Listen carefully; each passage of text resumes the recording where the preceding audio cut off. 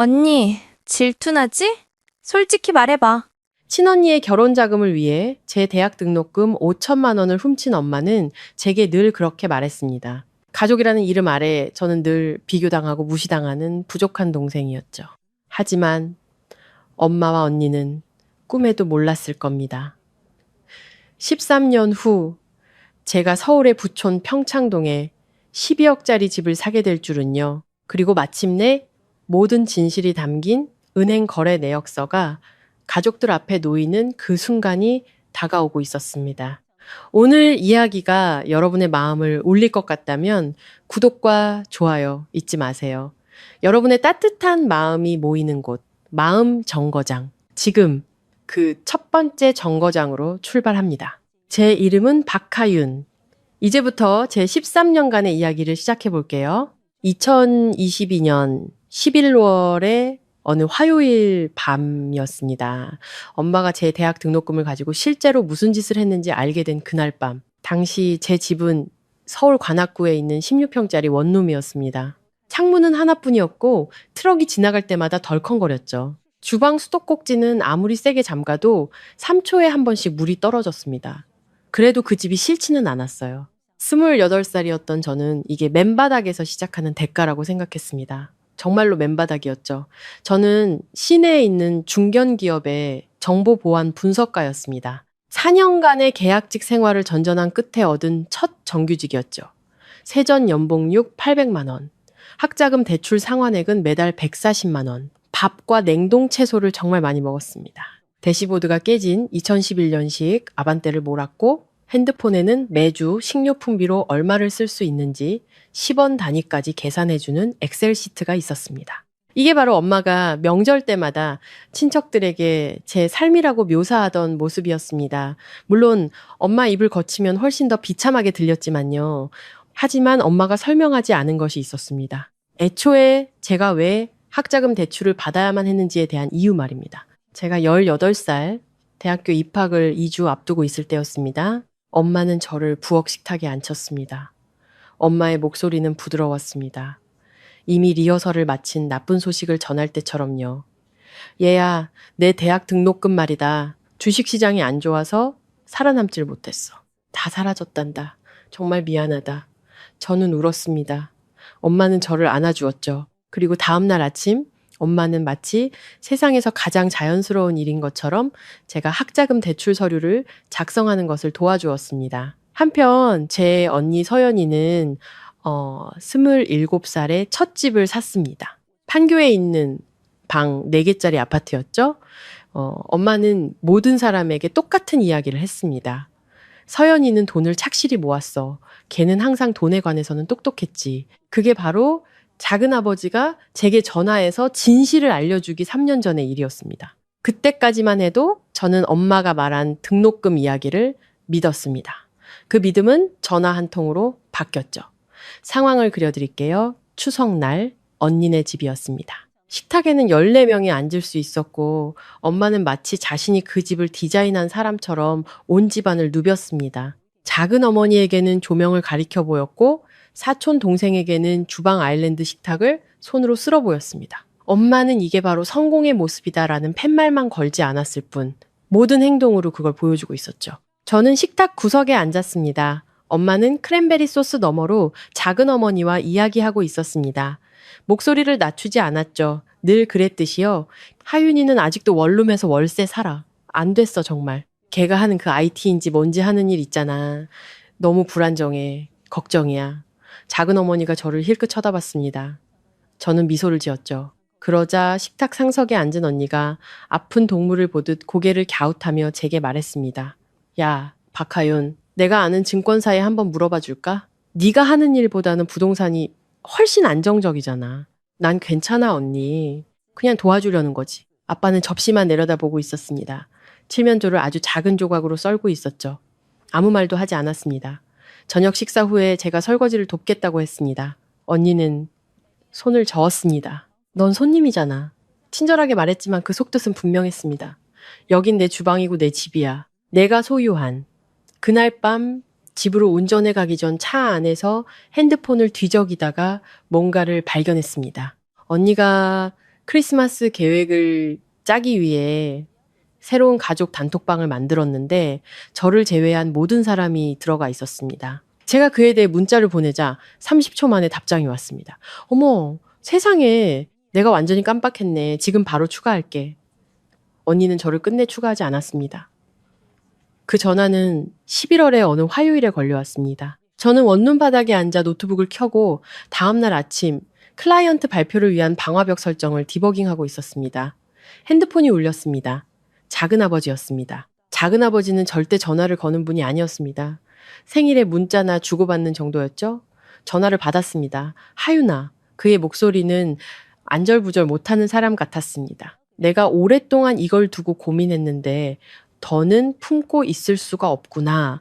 뭘요? 작은아버지 긴 침묵. 그의 숨소리가 들렸습니다. 네, 엄마, 내 대학 등록금 잃은 거 아니다. 인출했어. 전부 다 5천만 원. 네가 18살 되던 해 3월에 저는 아무 말도 하지 않았습니다. 내가 은행에 있었어. 내 엄마가 인출 서류에 서명하는 걸 봤다. 내가 그건 잘못된 거라고 말했지만 내 엄마는 나더러 신경 끄라고 하더군.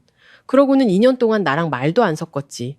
수도꼭지에서 물이 떨어졌습니다. 3초 주기. 뚝뚝뚝. 그 돈은 네 아버지랑 쓰는 공동계좌로 바로 들어갔어. 그리고 2주 뒤에 서연이가 아파트 계약금 잔금을 치렀지. 저는 소파에서 미끄러져 부엌 바닥에 주저앉았습니다. 차가운 타일이 다리 뒤쪽에 닿았습니다. 전화기를 귀에 너무 세게 눌러 아플 정도였습니다. 울지 않았습니다. 갈비뼈 뒤쪽에 무언가가 마치 가스레인지 불이 꺼지듯 조용해졌습니다. 하윤아, 듣고 있니? 네, 듣고 있어요. 이게 얼마나 큰일인지 알지만 넌 알 권리가 있어. 네. 제 목소리가 다른 사람의 것처럼 들렸습니다. 네, 그랬어야죠.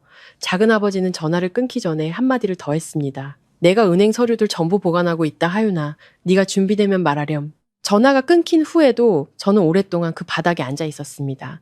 그날 밤 잠을 이루지 못했습니다. 등을 대고 누워 천장의 물자국을 보며 계산을 했습니다. 고3 3월에 인출된 5천만 원. 그 이후 13년 동안 보수적으로 연 5% 성장만 가정해도 그 돈은 현재 가치로 거의 8천만 원에 가까울 겁니다. 제 교육을 위해 쓰였어야 할 8천만 원. 대신 언니의 현관문을 사주는 데 쓰인 돈이었습니다. 하지만 돈이 최악은 아니었습니다. 최악은 제가 엄마에게 따졌을 때 일어날 일이었습니다. 너무나 선명하게 그려져서 턱이 아플 정도였습니다. 최 여사는 논쟁에서 지는 법이 없었습니다. 그녀는 논점을 흐리죠. 제가 전화하면 부인할 겁니다. 작은 아버지가 앙심을 품고 있고 항상 드라마틱했으며 가족을 파괴하려 한다고 말할 겁니다. 언니는 엄마 편을 들겠죠. 항상 그랬으니까요. 아빠는 안락의자에 앉아 평소보다 TV 볼륨을 2단계 높일 겁니다. 그리고 48시간 안에 엄마는 모든 이모와 사촌에게 전화해서 불쌍한 하윤이가 힘든 시기를 겪으며 분풀이를 하고 있다고 설명할 겁니다. 저는 악당이 되고 엄마는 피해자가 되겠죠. 아무것도 변하지 않을 겁니다. 하지만 제가 침묵하면 저는 계속해서 각주, 가족의 경계 대상, 그 IT인지 뭔지 하는 일을 하며 원룸에 사는 딸로 남게 될 겁니다. 어느 쪽도 저를 앞으로 나아가게 하지 못했습니다. 그래서 새벽 2시에 노트북을 열었습니다. 월 수입, 월 저축액, 목표 이렇게 3개의 열로 된 스프레드시트를 만들었습니다. 목표에는 10억 단위의 숫자가 적혀 있었습니다. 맞서는 것은 거짓말쟁이들에게 무대를 만들어주는 것과 같습니다. 저는 대신 제 자신의 무대를 만들기로 결심했습니다. 3시 15분에 노트북을 닫고 6시로 알람을 맞추고 그날 밤 처음으로 잠이 들었습니다. 아침에는 발표가 있었습니다. 다음 일요일에 엄마가 전화했습니다. 얘야, 가게에서 작은 엄마 만났다. 성남에 괜찮은 저렴한 원룸 가진 집주인이 있다는데 번호 알아봐 줄까? 저는 핸드폰을 꽉 쥐었습니다. 저 새 집 안 찾아요, 엄마. 아, 네 월세 올랐다고 했던 것 같아서 그런 말 한 적 없는데요. 글쎄, 누가 그랬나 보지. 아무튼 예비책으로 갖고 있으면 나쁠 건 없잖아. 엄마가 전화를 끊은 후 저는 가만히 앉아 있었습니다. 그리고 페이스북을 열었죠. 작은 어머니가 4일 전에 메시지를 보냈습니다. 얘, 네 엄마가 너 더 싼 집 알아본다고 하더라. 내가 아는 사람이 있는데 사촌 오빠, 하윤아, 집 줄이는 거 부끄러운 거 아니다. 이사 도울 일 있으면 말해. 사촌 동생, 내 엄마가 우리 엄마한테 너 힘든 상황이라고 했다던데 힘내. 엄마는 저를 자선사업 대상으로 만들어버렸습니다. 가계도의 모든 가지에 전화를 걸어 제가 실제로 어떻게 지내는지 묻지도 않고 제가 물에 빠져 허우적대고 있다고 말했습니다. 저는 7개의 메시지, 7명의 다른 친척들이 모두 같은 이야기를 앵무새처럼 반복하는 것을 스크롤에 내렸습니다. 최여사 버전의 제 인생이 보도 자료처럼 배포된 것이었죠. 그날 아침 언니가 올린 페이스북 게시물이 눈에 띄었습니다. 새로 리모델링한 주방 사진, 하얀 석영 상판, 황동색 수전. 캡션은 이랬습니다. 이 공간에 너무 감사해. 항상 나를 믿어준 엄마. 고마워요. 게시물 날짜는 11월 17일 제 생일이었습니다. 저는 핸드폰을 내려놓았습니다. 스프레드시트를 열었습니다. 저축액 항목을 월 20만 원씩 올렸습니다. 그건 외식 금지, 새 옷 금지, 스트리밍 구독 금지를 의미했습니다. 괜찮았습니다. 엄마는 제 가치를 평수로 측정했습니다. 저는 더 이상 환산하지 않기로 했습니다. 회사에서 제가 믿는 사람이 한 명 있었습니다. 김 이사님. 위협 인텔리전스 부서의 부사장, 56세, 은발의 단발머리, 사서처럼 목걸이에 안경을 걸고 다니지만 12분 만에 당신의 네트워크를 해체할 수도 있는 분이었죠. 저는 그분께 제 가족에 대해 말하지 않았습니다. 그때는요, 저는 그저 질문 하나를 던졌습니다. 이사님, 여기서 더 위로 올라가려면 어떻게 해야 하나요? 그녀는 안경 너머로 저를 쳐다봤습니다. 박 대리는 이미 그럴 만한 일을 하고 있어. 그저 눈에 띄지 않게 행동하는 걸 멈추기만 하면 돼. 그녀는 책상 위로 파일 하나를 밀었습니다. 새로운 기업 보안 감사 제안서였습니다. 우리의 가장 큰 고객인 지역 병원 체인이었죠. 이전 팀장이 프로젝트 중간에 그만뒀다고 했습니다. 원한다면 자네 거야. 골치 아프고 마감 기한도 빡빡하지만 이걸 성공시키면 내 위의 사람들이 자네 이름을 알게 될 거야. 저는 그 파일을 받았습니다. 다음 11개월 동안 저는 하루 12시간, 때로는 14시간을 일했습니다. 커피와 미리 준비해둔 닭가슴살로 연명했죠. 월급의 40%를 투자 계좌로 자동 이체했습니다. 인덱스 펀드, 별것 아닌 것들이었죠. 그리고 그 돈은 존재하지 않는 척 했습니다. 가족에게 제 일에 대해 더 이상 이야기하지 않았습니다. 숨기는 것이 아니라 이전의 일에 대해 언급할 때마다 엄마가 마치 제가 취미를 설명하는 것처럼 손을 내저었기 때문입니다. 컴퓨터인지 뭔지 하는 거. 걔네가 너 계속 쓰기는 한데? 마지막으로 프로젝트 성공에 대해 말했을 때 엄마는 2문장 만에 언니의 새 파티오 가구 이야기로 화제를 돌렸습니다. 그래서 저는 그냥 말하는 것을 멈췄고 아무도 눈치채지 못했습니다. 병원 감사는 예산 내에서 제 시간에 끝났습니다. 고객은 3년 계약을 갱신했습니다. 계약이 체결된 날 김 이사님은 제게 2줄짜리 이메일을 보냈습니다. 잘했어. 월요일에 내 사무실로 와. 12개월 후 김 이사님은 저를 사무실로 불렀습니다. 저는 혼날 줄 알았습니다. 제가 틀렸죠. 1년은 당신이 허락한다면 모든 것을 바꿀 수 있습니다. 김 이사님은 저를 팀장으로 승진시켰습니다. 연봉은 1억 2천만 원으로 뛰었습니다. 새로운 사원증, 새로운 층, 사내 디렉토리의 새로운 직책. 저는 그것에 대해 포스팅하지 않았습니다. 누구에게도 전화하지 않았습니다. 그저 제 스프레드시트를 업데이트했을 뿐입니다. 크리스마스가 다가왔습니다. 늘 그렇듯 언니가 주최했습니다. 집에서는 계피와 새 페인트 냄새가 났습니다. 언니는 거실을 리모델링했습니다. 3천만 원이 들었다고 우리가 도착한 지 5분도 안 되어 온 방에 알렸습니다. 나무 판넬로 된 포인트 벽, 메리평 조명, 박물관 작품처럼 걸린 75인치 TV. 엄마는 마치 도슨트처럼 손님들을 안내했습니다. 서연이가 직접 나무를 골랐어. 재능 있지 않니? 이 주방 레이아웃은 전적으로 서연이 아이디어였단다. 그러다 음료 테이블 옆에 있는 저를 발견했습니다. 그래서 아직도 그 작은 데서 월세 사는 거니? 네, 엄마. 적어도 저축은 하고 있는 거지? 그녀의 목소리에는 버스 정류장에서 낯선 사람에게 건네는 종류의 동정심이 뚝뚝 묻어났습니다. 언니가 그녀의 팔꿈치 옆에 나타났습니다. 있잖아, 하윤아. 내 말 듣고 부동산에 투자했으면. 난 괜찮아, 언니. 그냥 하는 말이야.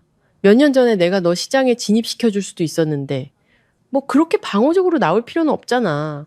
방어적인 거 아닌데. 엄마가 언니의 팔을 토닥였습니다. 네, 언니는 이 주방을 자기 힘으로 샀어. 계획이라는 게 바로 이런 거야, 하윤아. 저는 물을 한 모금 마시고 미소를 지으며 아무 말도 하지 않았습니다. 나중에 화장실 옆 복도에서 형부가 저를 멈춰 세웠습니다. 그는 맥주 2병을 들고 있었고 다른 어디든 가고 싶어 하는 표정이었습니다. 처제, 장모님 말씀이 너무 많으시지. 그가 제게 맥주 1병을 건넸습니다. 다 믿지는 마. 저는 그를 쳐다봤습니다. 그는 어깨를 으쓱하고는 가버렸습니다. 그것은 그 집에서 그날 밤 누군가가 제게 한 가장 친절한 말이었습니다. 2월 어느 수요일 저녁 제가 서버 마이그레이션을 디버깅하고 있을 때 핸드폰이 울렸습니다. 모르는 번호의 음성 메시지였습니다. 40대 중반의 남성 목소리, 누군가에게 전화하라는 지시를 받았을 때 사람들이 내는 억지스러운 쾌활함이 묻어 있었습니다. 안녕하세요, 하윤 씨. 저 건우라고 합니다. 어머님께서 번호를 주셨어요. 저희 둘이 정말 잘 맞을 거라고 하시더라고요. 저는 상업보험 쪽에서 일하고요. 분당에 집이 있어요. 아무튼 시간 되실 때 전화 주세요. 저는 메시지를 삭제했습니다. 20분 후 엄마에게서 문자가 왔습니다. 엄마, 건우 씨 괜찮은 사람이야, 하윤아. 그분 어머님이 그러는데 자기 집이래. 대출 없이. 엄마, 저 선보라고 한 적 없는데요. 엄마, 너 31야. 집도 없고 남편도 없고 내가 도와주려는 거잖아. 나 싫다고 했잖아요. 엄마 계집 있대, 하윤아. 그 사람한테 잘 된 일이네요. 엄마, 너 그러다 혼자 늙는다. 저는 화면을 쳐다봤습니다. 엄지손가락이 키보드 위에서 10초 정도 머물렀습니다. 그러고는 핸드폰을 잠그고 책상 위에 화면을 아래로 향하게 두고 다시 서버 마이그레이션 작업으로 돌아갔습니다. 엄마는 모든 이정표를 부동산과 혼인신고서에 대고 측정했습니다. 31세 미혼은 위기, 31세 월세는 비상사태. 제가 9명의 팀을 이끌고 있다는 사실은 중요하지 않았습니다. 회사가 제게 수십억 원짜리 고객 포트폴리오를 맡겼다는 사실도 중요하지 않았습니다. 그 어떤 것도 최 여사의 점수판에는 기록되지 않았습니다. 저는 그날 밤 11시 40분에 마이그레이션을 마쳤습니다. 깔끔한 배포, 다운타임 제로. 팀원들은 메신저로 파티 이모티콘을 연달아 보냈습니다. 차를 한 잔 타서 원룸 바닥에 앉아 분당에 집이 있다는 건우 씨에 대해 생각했습니다. 그리고 직방 앱을 열었습니다.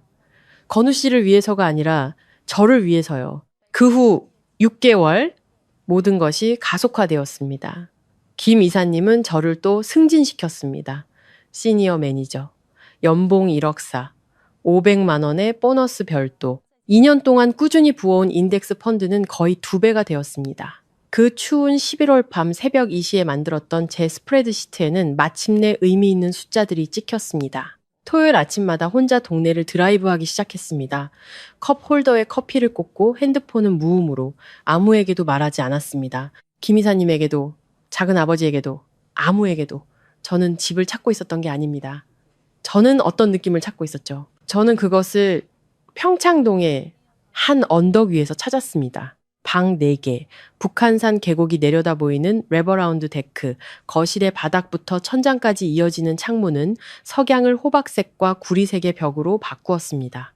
원목 바닥, 돌로 된 벽난로, 6명이 앉아도 아무도 어린이용 테이블에 앉은 것 같은 느낌이 들지 않을 만큼 넓은 주방 아일랜드 식탁. 매매가는 12억 원이었습니다. 저는 숫자를 2번 계산하고 재무 상담사에게 전화하고 포트폴리오를 검토했습니다. 그리고 부동산 중개인에게 전화해서 매수 의사를 밝혔습니다. 3주 후 저는 등기소 사무실에 앉아 47번이나 제 이름을 서명했습니다. 그들은 제게 열쇠와 등기권리증이 담긴 파일을 건네주었습니다.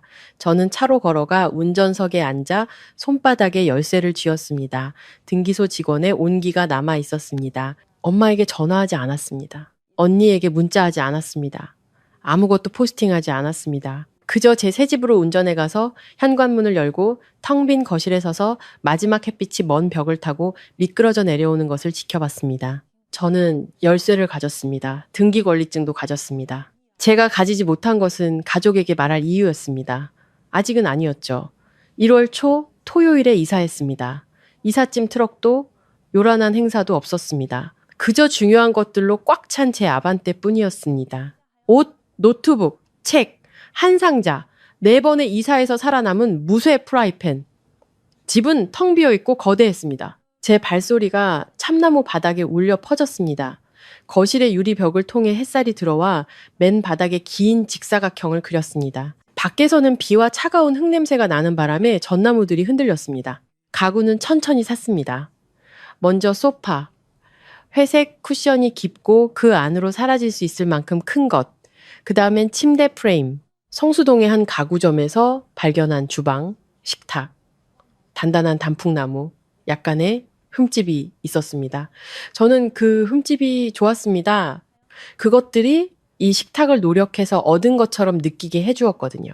어느 주말, 저는 벽난로 뒤에 거실 벽을 따뜻한 흰색으로 칠했습니다. 2번 칠해야 했고 일요일 대부분을 썼습니다. 팔이 아팠지만 상관없었습니다. 제가 초대한 유일한 사람은 김 이사님이었습니다. 그녀는 현관에 서서 아치형 천장을 올려다보고 유리 너머로 아래 계곡을 내다봤습니다. 오랫동안 조용했습니다. 정말 멋지구나, 박 팀장. 가족들은 아니? 아직교. 그녀는 제 얼굴을 살폈습니다. 이걸 숨김으로써 그들을 벌주려는 게 아니야. 자신을 보호하는 거지. 그럴지도요. 저는 그녀에게 와인 한 잔을 따라 주었습니다. 아니면 그냥 그들이 망칠 수 있는 걸 하나 더 넘겨주고 싶지 않은 걸지도 몰라요. 그날 밤 김 이사님이 떠난 후 저는 피하고 있던 파일 상자를 풀었습니다. 맨 위에는 집 등기권리증이 있었습니다. 그 아래에는 작은아버지가 지난주에 보내준 마닐라 봉투에 접힌 문서가 있었습니다. 저는 그것을 쳐다봤습니다. 그리고 2 문서를 모두 책상 맨 위 서랍에 넣었습니다. 그 서랍에는 2번째 문서가 있었습니다.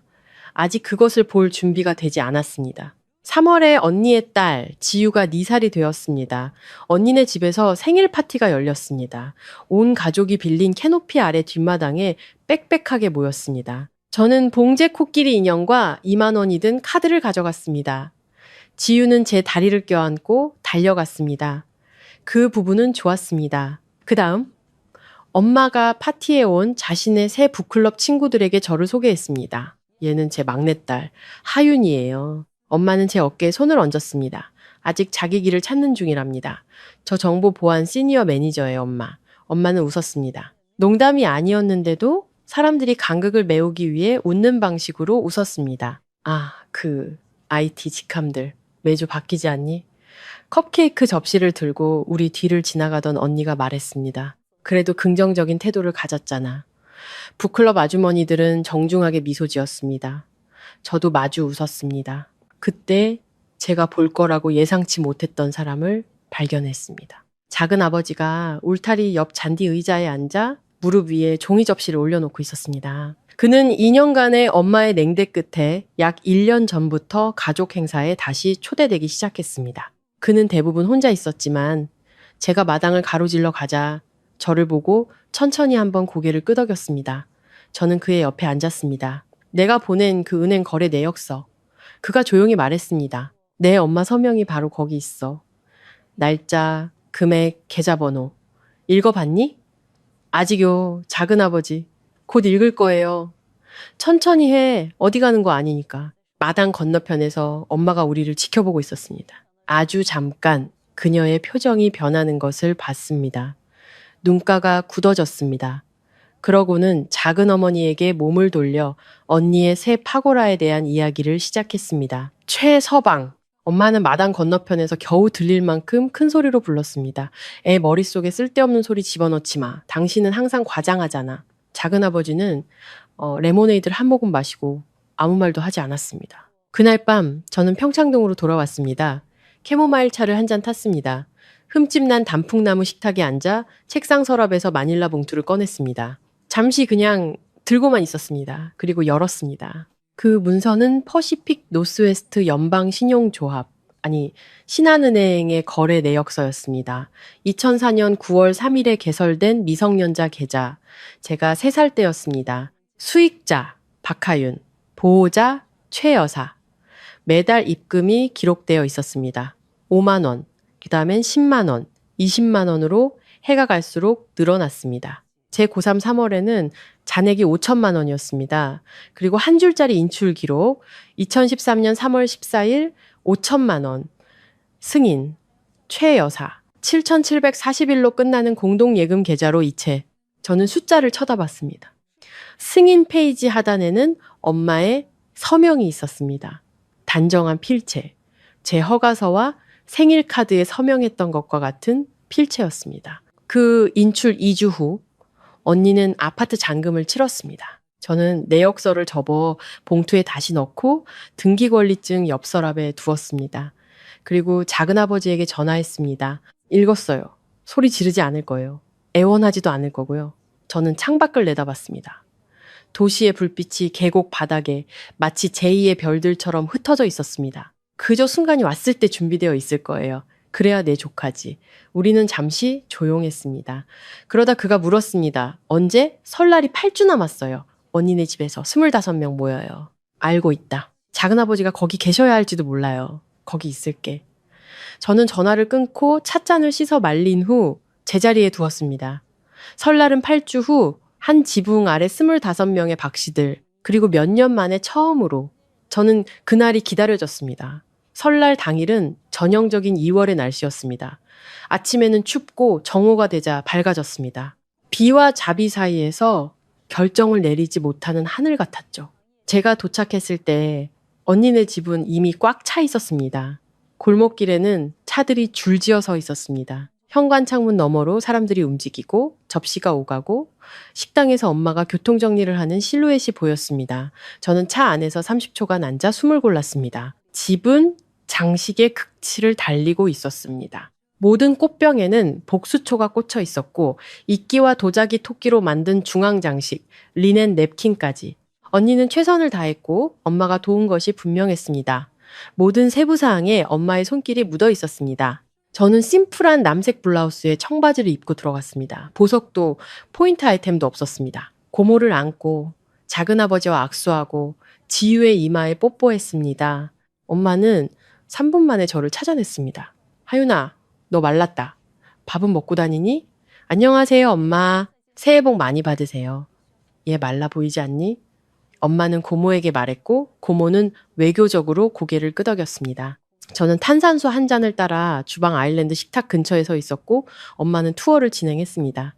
서연이가 거실 페인트 칠을 새로 했어. 벤자민 무어야. 직접 색깔 골랐단다. 저 바닥은 원래 참나무야. 서연이가 다시 마감 처리했지. 데크 확장은 서연이 아이디어였어. 모든 문장은 언니의 삶에 묶인 리본이었고 박수갈채를 위해 관객에게 제시되었습니다. 형부가 달걀 요리 접시를 들고 제 옆에 나타났습니다. 마음의 준비 단단히 해. 그가 속삭였습니다. 장모님 지금 공연 못 오셔. 저는 달걀 하나를 집었습니다. 알고 있어요. 목요일부터 덕담 리허설 하셨을걸요? 제가 그를 쳐다봤습니다. 덕담이요? 형부는 약간 창백해졌습니다. 보면 알 거야. 저는 마음의 준비를 할 필요가 없었습니다. 저는 저녁 식사 후에 무엇을 할지 이미 결정했으니까요. 식사 중이 아니라 후에, 식사 후 모두가 거실로 흩어졌습니다. 아이들은 바닥에, 어른들은 의자에, 엄마는 중앙에 서서 와인잔을 들고 마치 욕실 거울에서 이 순간을 정확히 연습한 여자처럼 빛나고 있었습니다. 제가 몇 마디만 할게요. 그녀는 방을 둘러봤습니다. 서연아, 이렇게 좋은 자리 마련해줘서 너의 아름다운 집을 우리 모두에게 열어줘서 고맙다. 그녀는 손을 넓게 휘저었습니다. 이 집, 네가 이룬 이 삶, 이것이 바로 노력의 결과란다. 방에서 박수가 터져나왔습니다. 엄마는 미소 지었습니다. 그러고는 제게로 몸을 돌렸습니다.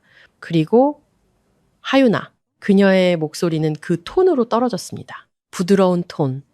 동정심처럼 들리지만 신용조회처럼 날카로운 그 톤. 우리는 모두 널 응원하고 있단다. 언젠가 너도 저렇게 될 수 있을 거야. 몇몇 사람들이 짧고 어색하게 웃었습니다. 사촌동생은 신발을 내려다봤습니다. 작은아버지는 헛기침을 했습니다. 언니는 옆 의자에서 제게 몸을 기울였습니다. 대여섯 명이 들을 수 있을 만큼 가까이서 월세 사는 거 부끄러운 거 아니야, 하윤아. 우리 모두 어디선가 시작하잖아. 그녀의 목소리에 담긴 동정심은 수영장을 채울 수 있을 정도였습니다. 그때 고모, 착하지만 아무것도 이해하지 못하는 고모가 손을 뻗어 제 팔을 만졌습니다. 내 엄마가 그러더라. 너도 싼 집 알아본다고. 내가 성남에 정말 좋은 집주인 아는데. 방이 조용해졌습니다. 고개들이 돌아갔습니다. 엄마는 모두에게 말했던 겁니다. 이 방에 있는 모든 사람이 제가 고군분투하고 집을 줄이고 겨우겨우 살아가고 있다고 믿었습니다. 그녀는 그 서사를 수년에 걸쳐 너무나 조심스럽게 구축해서 이제 그것이 그들이 아는 유일한 제 모습이 되었습니다. 저 싼 집 안 찾아요, 고모. 얘 도움 청하는 거 부끄러운 거 아니야. 전 청한 적 없는데요. 엄마의 턱이 들렸습니다. 내 그 자존심이 널 망칠 거다, 하윤아. 저는 잔을 내려놓았습니다. 더 이상 아무 말도 하지 않았습니다. 아직은요. 그 일은 덕담 후 10분 뒤 복도에서 일어났습니다. 제가 외투가 있는 쪽으로 향할 때 언니가 저를 붙잡았습니다. 그녀는 저와 현관문 사이에 자리를 잡고 팔짱을 끼고 고개를 갸웃했습니다. 대여섯 명이 들을 수 있는 거리에 있었습니다. 고모, 작은아버지, 사촌동생, 형부. 솔직히 말해봐, 하윤아. 언니의 목소리는 반은 속삭임, 반은 연기였습니다. 질투나지. 인정해도 괜찮아. 뭐가 질투나는데. 언니? 그녀는 손을 천천히 원을 그리며 흔들었습니다. 집, 이 삶, 고정금리 대출, 그리고 저 나무 판넬 벽, 3천만 원짜리 주방. 이 모든 거. 난 이걸 위해 노력했어. 저는 그녀를 쳐다봤습니다. 3초 동안 시선을 고정했습니다. 복도는 아주 조용했습니다. 언니가 그랬겠지. 그녀의 얼굴에 무언가 스쳐 지나갔습니다. 그게 무슨 뜻이야? 아무 뜻 아니야. 언니가 노력했다는 뜻이지. 그녀는 저를 쏘아봤습니다. 저는 눈을 깜빡이지 않았습니다. 그녀는 저를 읽을 수 없었고 그것이 어떤 모욕보다 그녀를 더 두렵게 했습니다. 그녀는 돌아서서 거실로 돌아갔습니다. 그녀의 목소리가 들렸습니다. 엄마, 하윤이 또 이상하게 굴어. 엄마의 한숨은 6미터 밖에서도 들릴 정도였습니다. 쟤는 항상 어려운 애였어. 거실 구석에서 작은아버지가 커피잔을 탁자 위에 내려놓았습니다. 천천히. 그의 눈은 언니에게서 엄마에게로 옮겨가 그대로 머물렀습니다. 엄마는 눈치챘습니다. 아주 잠깐 그녀는 그의 시선을 마주했습니다. 그러고는 마치 그를 보지 못한 것처럼 몸을 돌려 디저트 접시를 치우기 시작했습니다. 하지만 저는 봤습니다. 그 작은 움찔함. 엄마가 작은아버지가 자신이 13년 동안 묻어온 무언가를 안다는 것을 기억해낸 그 찰나의 순간을 저는 재킷을 집어들었습니다. 씨앗을 심을 시간이었습니다. 저는 외투를 입고 열쇠를 손에 쥐고 있었습니다. 엄마는 이미 마무리 멘트의 절반을 하고 있었습니다. 하윤이는 항상 일찍 가. 제 방식이 그래. 제가 거실 가장자리에 멈춰 섰을 때였습니다. 아, 언니. 소파에 앉아 고모와 대화 중이던 언니가 고개를 들었습니다. 이번 주 토요일에 우리 집에 차나 한잔하러 와. 나 새 집으로 이사했거든. 방 안의 분위기가 바뀌었습니다. 극적으로는 아니었지만 마치 폭풍 전 기압이 떨어지는 것처럼 작은 대기의 변화가 있었습니다. 엄마는 미간을 찌푸렸습니다. 새 집? 무슨 새 집? 방금 이사했어요. 별거 아니에요. 저는 목소리를 가볍게 유지했습니다. 토요일이시? 어때? 언니의 혼란은 진짜였습니다. 연기가 아니었죠. 너 이사했는데. 언제? 일이 빨리 진행됐어요, 엄마. 저는 어깨를 으쓱했습니다. 주소는 언니한테 문자로 보낼게. 언니는 엄마를 쳐다봤습니다. 엄마는 저를 쳐다봤습니다. 한순간 아무도 아무 말도 하지 않았습니다. 알았어. 언니가 천천히 말했습니다. 갈게. 좋아. 형부도 데려와도 돼. 저는 재킷을 입었습니다. 초대해줘서 고마워, 언니. 저녁 잘 먹었어. 저는 현관문을 통해 걸어 나갔고 뒤돌아보지 않았습니다. 저녁 공기가 얼굴에 와닿았습니다. 날카롭고 깨끗했습니다. 등 뒤에서는 이미 재조정하고 있는 엄마의 목소리가 들렸습니다. 아마 또 다른 아파트 월세 얻었겠지. 쟤 어떤 앤지 알잖아. 하지만 문이 닫힐 때 다른 한 가지를 들었습니다. 구석 의자에 여전히 앉아 저를 떠나는 것을 지켜보는 작은아버지. 그는 미소 짓고 있었습니다. 그날 밤 처음으로요. 저는 집으로 운전해 갔습니다. 어두운 언덕을 지나 제 집으로. 나무들은 슬레이트색 하늘을 배경으로 검게 보였습니다. 운전대를 잡은 제 손은 흔들리지 않았습니다. 토요일은 5일 후 몇 년 만에 처음으로 제 현관문을 여는 것이 기다려졌습니다. 자, 잠시만요. 언니가 제 문 앞에 나타나기 전에 여러분께 묻고 싶은 게 있습니다. 가족 중 누군가가 당신의 공을 가로채거나 자신을 더 나아 보이게 하려고 당신에 대한 사실이 아닌 이야기를 퍼뜨린 적이 있나요? 댓글로 남겨주세요. 여러분의 이야기가 듣고 싶습니다. 그리고 여기까지 오셨다면 구독을 눌러주세요. 언니가 그 대문을 들어설 때 무슨 일이 일어나는지 놓치고 싶지 않으실 겁니다. 계속 가봅시다. 토요일은 천천히 왔습니다. 저는 오전을 청소하며 보냈습니다. 집이 더러워서가 아니라 손으로 무언가를 해야 했기 때문입니다. 이미 깨끗한 원목 바닥에 진공청소기를 돌렸습니다. 아무도 사용하지 않았는데도 화강암 아일랜드 식탁을 닦았습니다. 카운터 위에 세라믹 머그 2개를 나란히 놓았습니다. 그러고는 스콘을 구웠습니다. 레몬과 블루베리. 레시피는 원룸 아파트 첫 달에 헌책방에서 찾은 요리책에 있던 것이었습니다. 스콘은 황금색으로 약간 울퉁불퉁하게 구워졌습니다. 완벽했습니다. 일시 30분이 되자 집은 설탕과 감귤류 향으로 가득 찼습니다. 오후의 햇살이 거실 유리를 통해 쏟아져 들어와 참나무 바닥을 꿀처럼 만들었습니다. 데크 아래로는 계곡이 녹색과 회색의 층으로 펼쳐져 있었습니다. 저는 크림색 스웨터와 청바지로 갈아입었습니다. 평소보다 더한 화장은 하지 않았습니다. 하이힐도 신지 않았습니다. 이것은 연기가 아니었으니까요. 집이 모든 것을 말해줄 겁니다. 일시 45분 핸드폰이 울렸습니다. 언니였습니다. 가는 중. 주소가 뭐였지? 저는 주소를 보냈습니다. 잠깐만. 평창동? 거기 좋은 동네잖아. 너 누구 집 봐주는 거야? 저는 답장하지 않았습니다. 핸드폰을 주방 카운터에 두고 찻주전자에 뜨거운 물을 붓고 스콘 옆 식탁에 놓았습니다. 의자 2개, 냅킨 2개. 간단하게. 그러고는 거실에 앉아 창밖을 내다봤습니다. 전나무들이 가벼운 바람에 흔들리고 있었습니다. 저 아래 어딘가에서 자동차 경적이 울렸다가 사라졌습니다. 제 손은 떨리지 않았습니다. 몇 년 만에 처음으로 완벽하게 고요했습니다. 정확히 23분의 진입로에서 자갈 밟는 소리가 들렸습니다. 저는 일어나서 스웨터를 매만지고 현관문으로 걸어갔습니다. 언니의 SUV가 진입로에 서 있었고 엔진은 아직 꺼지지 않았습니다. 앞 유리를 통해 그녀가 보였습니다. 움직이지 않았습니다. 머릿속 그림과 맞지 않는 무언가를 쳐다보듯 집을 응시하고 있었습니다. 그녀는 엔진을 끄고 차에서 내려 한 손에는 핸드백을 들고 입을 살짝 벌린 채 진입로에 서 있었습니다. 저는 현관문을 열었습니다. 어서 와. 차 준비됐어. 그녀는 돌길을 걸어 올라왔습니다. 그녀의 하이힐이 포장도로 위에서 딸깍거렸습니다. 그녀는 현관에서 멈춰서서 올려다봤습니다. 아치형 천장, 철제 난간이 있는 계단, 아치 너머로 보이는 거실, 유리벽, 계곡. 그녀는 천천히 한 바퀴 돌았습니다. 손이 입으로 갔습니다. 이게 네 집이야? 네가 이걸 샀다고? 그녀는 부엌으로 걸어 들어가 화강암 아일랜드 식탁을 만지고 수납장을 열었다가 닫고 유리벽으로 걸어가서 경치를 쳐다보며 서 있었습니다. 하윤아. 그녀의 목소리는 이제 더 작아졌습니다. 어떻게 일하고 저축하고 투자했어. 하지만 너 월세 살았잖아. 그랬지. 이제는 아니야. 그녀는 제 거실에 서서 거의 1분 동안 아무 말 없이 서 있었습니다.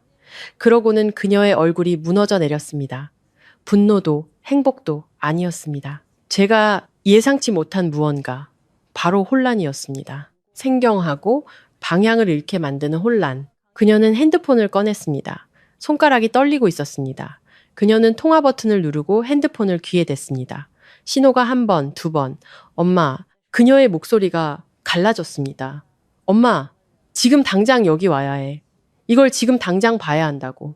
스피커를 통해 엄마의 목소리가 들렸습니다. 날카롭고 놀란 목소리. 뭐? 무슨 일이야? 다쳤니? 그냥 와. 주소 보낼게. 언니는 전화를 끊고 저를 쳐다봤습니다. 저는 주방 식탁을 가리켰습니다. 차에 설탕 넣어줄까? 엄마는 19분 만에 도착했습니다. 빨랐습니다. 판교에서 평창동까지 토요일에. 집에 불이라도 난 것처럼 운전했음에 틀림없습니다.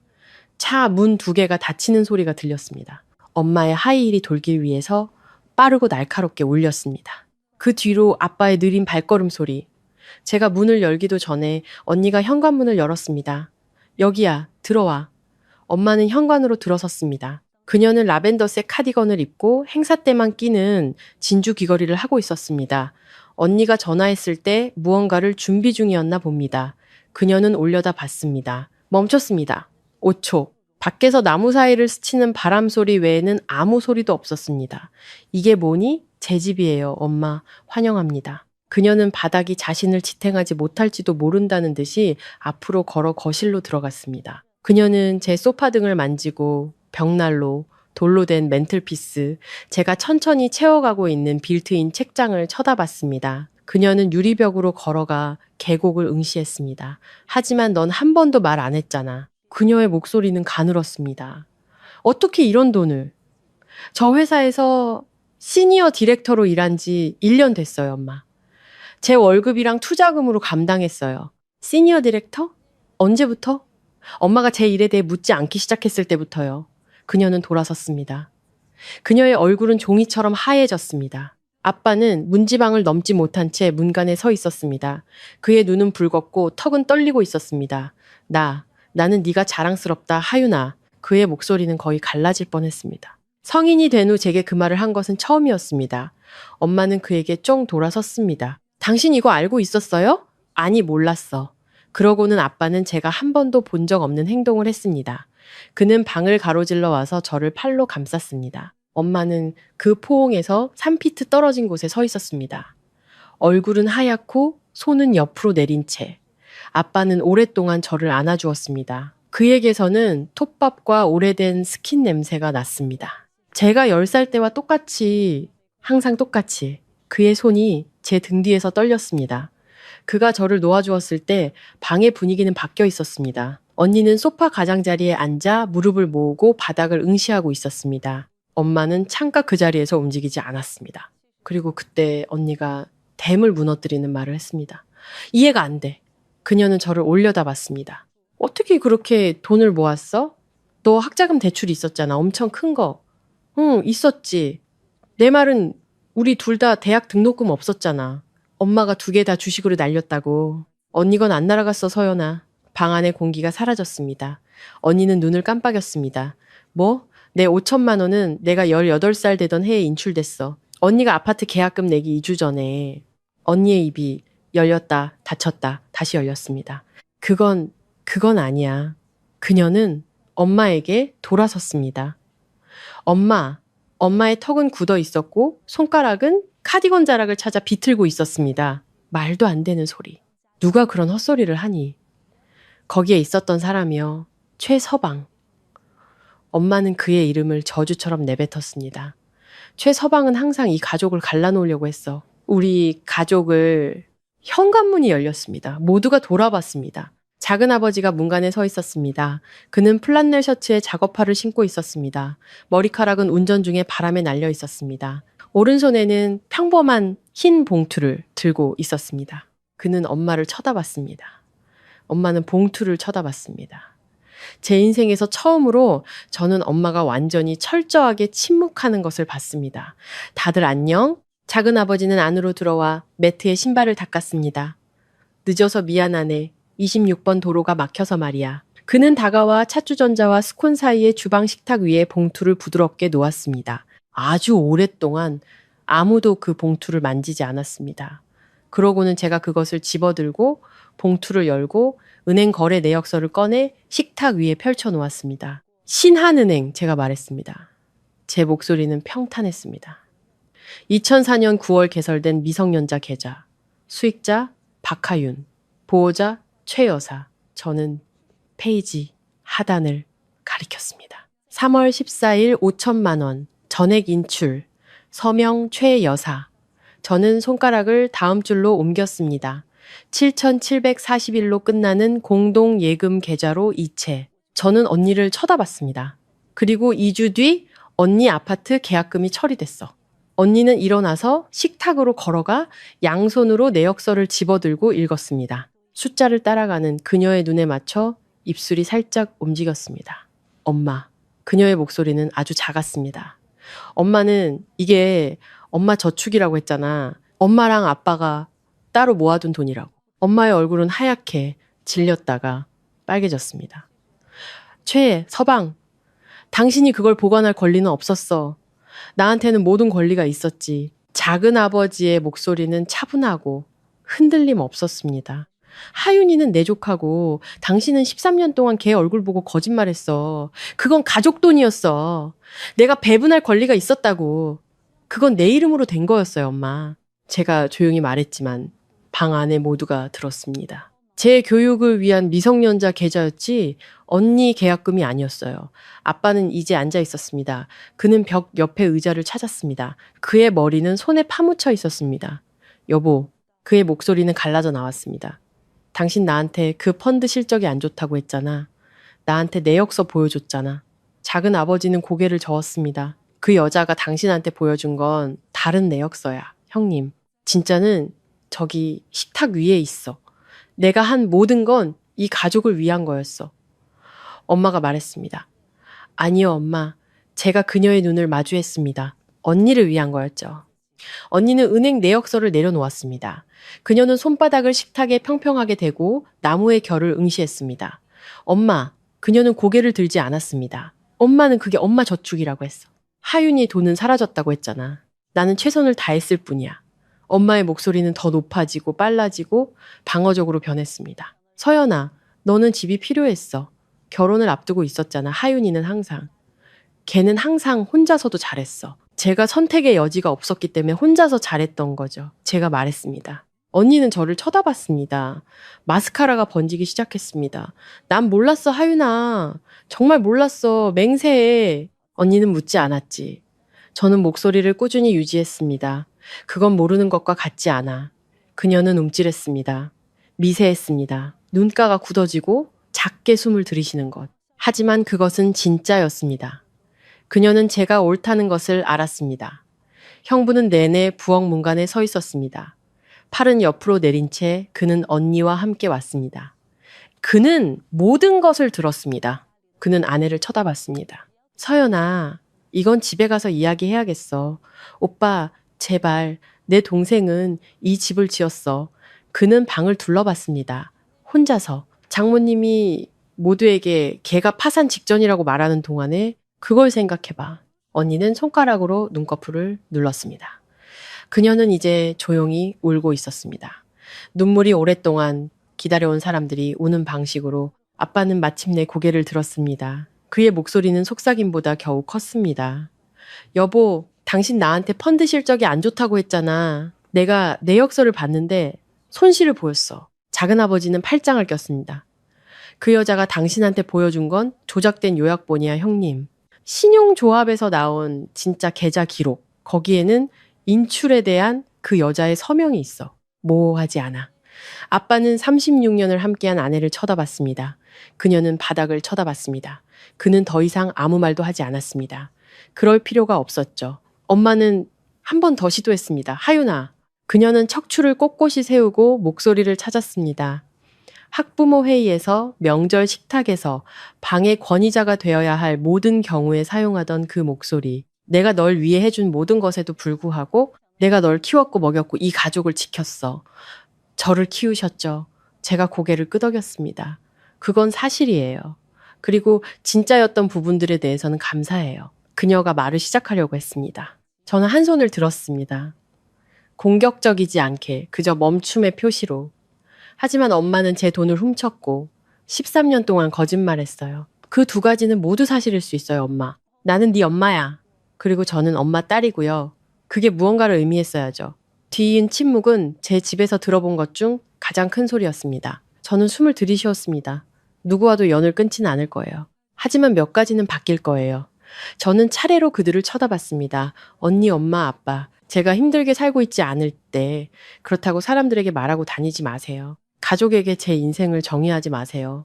당신들 이야기가 더 좋아 보이게 하려고 제 이야기를 다시 쓰지 마세요. 엄마의 입이 열렸지만 아무 소리도 나오지 않았습니다. 그리고 이 집에 오고 싶다면 저는 잠시 멈췄습니다. 이야기꾼이 아니라 손님으로 오세요. 찻주전자는 식탁 위에서 여전히 따뜻했습니다. 스콘은 접시에 그대로 놓여 있었습니다. 돈 돌려달라고 하는 거 아니에요. 제가 말했습니다. 필요 없어요. 전 그거 없이도 이걸 잃었으니까요. 하지만 제가 누구인지에 대해 거짓말하는 건 멈춰달라고 부탁하는 거예요. 아무도 말하지 않았습니다.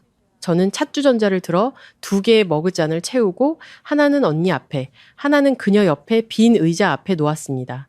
차 식겠네. 엄마는 제 기억 속에서 처음으로 할 말이 전혀 없었습니다. 만약 당신을 키운 사람과 경계를 설정해야 했던 적이 있다면, 그리고 저는 그것이 사람이 할 수 있는 가장 어려운 일 중 하나라는 것을 압니다.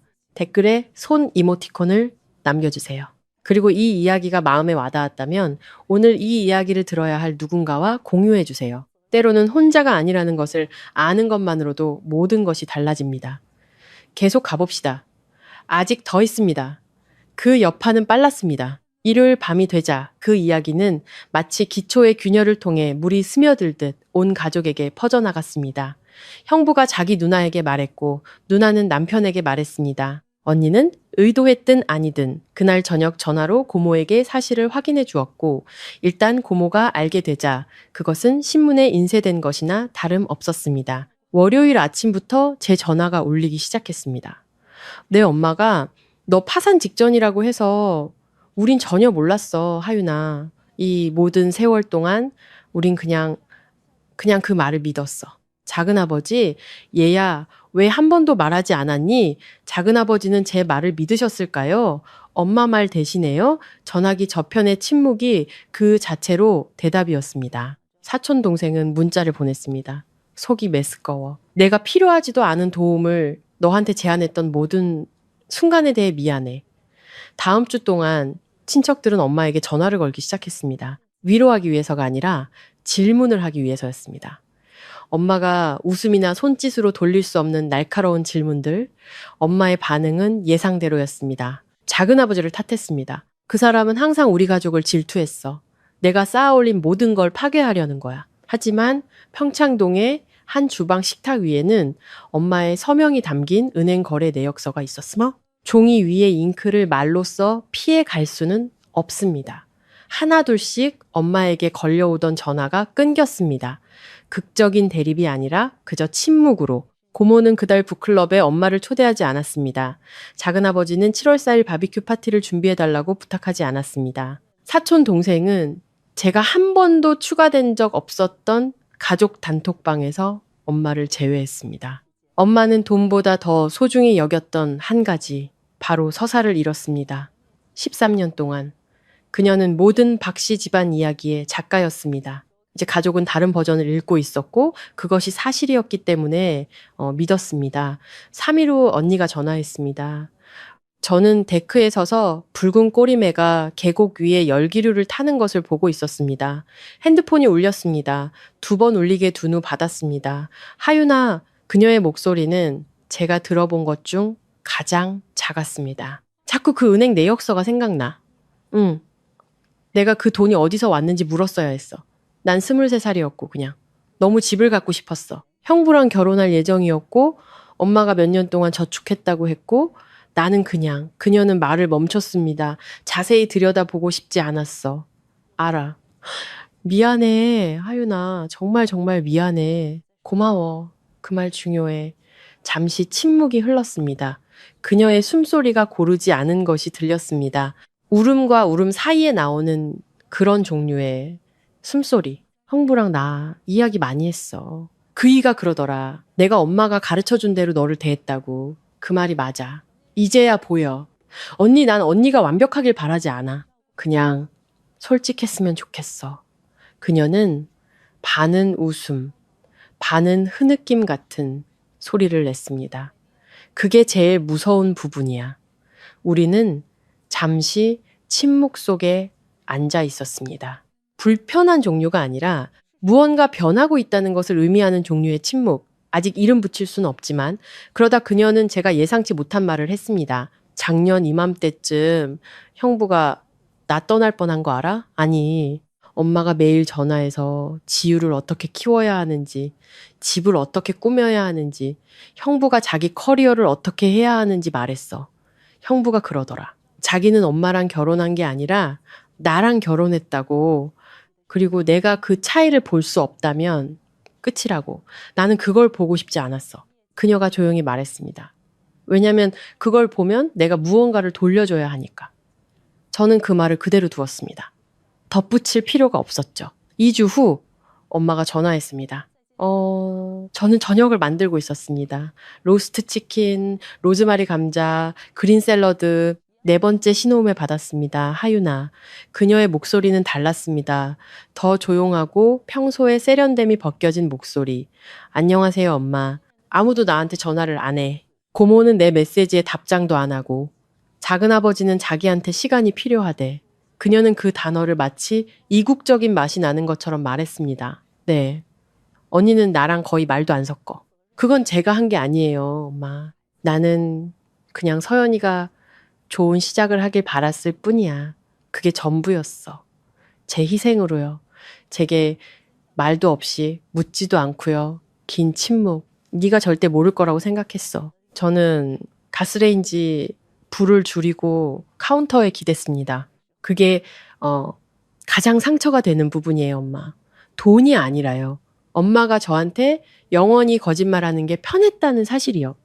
그녀의 숨소리가 빠르고 얕게 들렸습니다. 울음을 참으려고 할 때 쉬는 그런 숨소리. 잠시 저는 그녀가 불쌍하게 느껴질 뻔했습니다. 거의. 우리 그냥 예전처럼 돌아갈 수 없을까? 아니요. 하지만 엄마가 솔직해질 의향이 있다면 앞으로 나아갈 수는 있어요. 그녀는 오랫동안 대답하지 않았습니다. 전화기 너머로 그녀의 부엌 시계가 똑딱거리는 소리가 들렸습니다. 제 어린 시절 내내 부엌 스토브 위에 걸려있던 바로 그 시계. 어떻게 해야 할지 모르겠어. 그녀가 마침내 말했습니다. 저는 눈을 감았습니다. 그게 엄마가 13년 만에 제게 한 첫 번째 솔직한 말이네요. 그녀는 전화를 끊었습니다. 저는 저녁 식사를 마쳤습니다. 다음 토요일 초인종이 울렸습니다. 아빠였습니다. 혼자. 엄마는 없었습니다. 그는 연장통을 들고 있었습니다. 지난번에 왔을 때 내 데크 난간이 헐거워 보이더라. 고쳐줄까? 제가 허락한다면요? 저는 문을 열어주었습니다. 그는 안으로 들어섰습니다. 그날 오후 우리는 별로 이야기하지 않았습니다. 그는 난간을 고쳤습니다. 저는 커피를 탔습니다. 우리는 데크에 앉아 빛이 변하는 것을 지켜봤습니다. 별것 아니었지만 그는 거기에 있었습니다. 여름이 왔습니다. 저는 화요일 아침 회의실에 서 있었고 김 이사님이 저를 전사에 소개했습니다. 새로운 직책, 보안운영 부사장. 줌통화에는 200명이 참여했고 3개의 사무실에서 대형 스크린으로 지켜보고 있었습니다. 김 이사님은 박하윤 부사장은 3년 동안 우리 보안 실무의 중추였습니다. 그녀는 매일같이 이 자리를 얻어냈습니다. 사람들이 박수를 쳤습니다. 저는 감사 인사를 하고 자리에 앉았습니다. 제 손은 흔들리지 않았습니다. 저는 그것에 대해 포스팅하지 않았습니다. 가족에게 말하지 않았습니다. 아직은요. 어떤 것들은 먼저 자신을 위해 간직하는 법입니다. 그 다음 주말 저는 작은아버지를 저녁 식사에 초대했습니다. 그는 윌라멧 밸리, 아니 충북 영동의 피노누아 한 병과 무언가를 숨기고 있을 때 짓는 그 조용한 미소를 지으며 나타났습니다. 우리는 데크에서 식사했습니다. 석양은 계곡을 구리색과 보라색으로 물들였습니다. 따뜻한 바람에 전나무들이 흔들렸습니다. 저녁 식사 후 작은아버지는 잔을 내려놓고 저를 쳐다봤습니다. 네, 할머니가 자랑스러워 하셨을 거다, 하윤아. 저는 잠시 멈췄습니다. 할머니요? 네게 그 통장을 열어준 사람이 바로 할머니야. 네 엄마가 아니라 할머니가 네가 태어난 해에 시작하셨어. 매달 당신 연금에서 5만 원씩. 내 엄마한테 내 교육을 위해서만 쓰라고, 다른 데는 절대 쓰지 말라고 하셨지. 저는 포크를 내려놓았습니다. 엄마는 한 번도 그런 말 안 했어요. 아니, 안 했겠지. 할머니는 제가 14살 때 돌아가셨습니다. 저는 항상 따뜻하고 라벤더 비누 냄새가 났던 할머니의 손을 기억했습니다. 방문할 때마다 너는 고집센 애야, 하윤아 라고 말씀하시던 것을 기억했습니다. 마치 그것이 사람이 가질 수 있는 최고의 장점인 것처럼 말씀하셨죠. 저는 이 이야기 전체에서 처음으로 울었습니다. 슬픔 때문이 아니라 제 집에 아무도 저를 돌보지 않을 때조차 누군가는 저를 지켜보고 있었다라는 것을 알았기 때문입니다. 처음부터. 작은아버지는 제게 냅킨을 건네주고 아무 말도 하지 않았습니다. 언니와 저는 한 달에 한 번씩 만나기 시작했습니다. 우리 집 어느 곳도 아닌 곳에서 중립지대에 테이블이 흔들거리고 페인트도 벗겨낼 수 있을 것 같은 에스프레소를 파는 합정의 한 커피숍에서 처음 몇 번은 어색했습니다. 침묵이 많았고 젖지 않아도 될 음료를 젓는 일이 많았죠. 하지만 우리는 계속 나타났습니다. 그녀는 형부와의 부부 상담, 엄마의 목소리 대신 자신의 목소리를 듣는 법을 배우는 것에 대해 이야기했습니다. 자신이 성인 생활 내내 연기를 해왔다는 것을 깨달은 순간 집을 꾸미고 페이스북을 관리하고 우리 엄마가 만든 똑같은 자로 자신의 가치를 측정해 왔다는 것에 대해 이야기했습니다. 내가 성공한 사람이라는 걸 증명하느라 너무 바빠서 그녀가 말했습니다. 내가 행복한지 한 번도 묻지 않았어. 저는 그에 대한 답은 없었지만 들어주었습니다. 그리고 때로는 그것만으로도 충분합니다. 9월에 제 집으로 편지가 도착했습니다. 모르는 발신 주소, 안에는 손으로 쓴 한 장의 편지가 있었습니다. 엄마의 필체, 은행 인출 양식에 있던 것과 같은 단정한 필체. 하윤아, 내가 해서는 안 될 선택들을 했구나. 왜 그랬는지 이해하려고 노력 중이다. 설명할 수 있을지는 모르겠지만 노력하고 있어. 미안하다. 장황한 사과가 아니라 작고 불확실한 시작. 벽의 균열처럼. 저는 2번 읽고 조심스럽게 접어서 등기권리증과 은행 내역서 옆에 책상 맨 위 서랍에 넣었습니다. 우리 가족이 누구였고 우리가 누가 될 수 있는지를 말해주는 3개의 문서. 일주일 후 언니가 저를 추석에 초대했습니다. 그녀의 집으로. 안 와도 돼. 하지만 네가 왔으면 좋겠어. 엄마도 와? 응. 저는 정확히 하루 동안 생각했습니다. 갈게. 하지만 내 차로 가고 내가 원할 때 떠날 거야. 그건 공평하지. 처음으로. 정말로 그랬습니다. 저는 지금 거실에 앉아 여러분께 이 이야기를 하고 있습니다. 벽난로에는 불이 타고 있습니다. 옆 테이블에는 여러분과 오랫동안 이야기하느라 미지근해진 커피 한 잔이 있습니다. 밖의 계곡은 낮은 구름 아래 회녹색이고 전나무들은 바람이 어느 방향으로 불지 결정하지 못할 때처럼 천천히 흔들리고 있습니다. 엄마는 성공을 평수로 측정했습니다. 언니는 비교로 측정했습니다. 아빠는 평화를 지키는 것으로 측정했는데 알고 보니 그것은 누구를 안전하게 지키는 것과는 같지 않았습니다. 그리고 저는 오랫동안 저는 침묵으로 그것을 측정했습니다. 아무도 예상치 못한 것들을 만들어내는 종류의 침묵. 저는 엄마를 미워하지 않습니다. 미움은 무겁고 저는 이미 충분히 많은 것을 짊어지고 있었습니다. 언니도 미워하지 않습니다. 그녀는 노력하고 있습니다. 서툴고 불완전하게. 그리고 그것은 중요합니다. 제가 멈춘 것은 기다리는 것이었습니다. 그들이 저를 봐주기를 기다리는 것. 그들이 제가 이룬 것에 대해 자랑스러워하도록 허락해주기를 기다리는 것. 제 삶을 보고 내가 틀렸어 라고 말해줄 엄마의 버전을 기다리는 것. 저는 그들이 무시할 수 없는 무언가를 만들었습니다. 그들을 벌주기 위해서가 아니라 그들이 틀렸다는 것을 증명하기 위해서가 아니라 제가 다른 사람이 쓴 삶이 아닌 삶을 살 자격이 있었기 때문입니다. 만약 당신의 가치가 다른 사람의 자로 측정되는 가족 안에 있다면 그 자를 내려놓으세요. 부러뜨릴 필요도 던져버릴 필요도 없습니다. 그냥 내려놓고 당신 자신의 자를 집어드세요. 제 집 현관문에는 제가 선택한 문에 제가 돈을 내고 단데드볼트가 있습니다.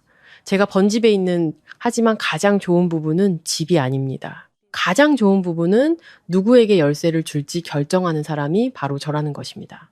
제가 힘들게 배운 3가지.